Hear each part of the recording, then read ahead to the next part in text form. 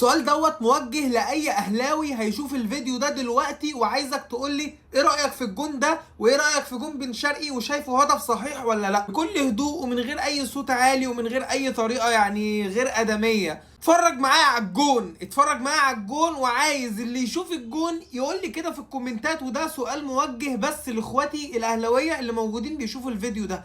عايزك تكتب لي في الكومنتات كده وتقول لي ايه رأيك في الجون ده. هل انت شايف ان الجون ده فعلا صح وجون ليك الحق ان هو يتحسب لك، ولا شايف ان هي جايه في ايد بن شرقي والمفروض ان هي ما تتحسبش؟ انا عايزك انت اللي ترد عليا وتقول لي انت رايك ايه في الكلام ده. وما نرجع نقول ان بطولاتكم بالحرام وبطولاتكم بالتحكيم وبطولاتكم بالاخطاء والفضايح بترجعوا تقولوا دي نظريه المؤامره اللي انتوا عايشين فيها، ده كلام مش صح، ده كلام وحجج، ده معرفش ايه. طب اللي قدامكم ده ايه يا جدعان؟ يعني اللي قدامكم ده ايه؟ عايز حد يرد عليا.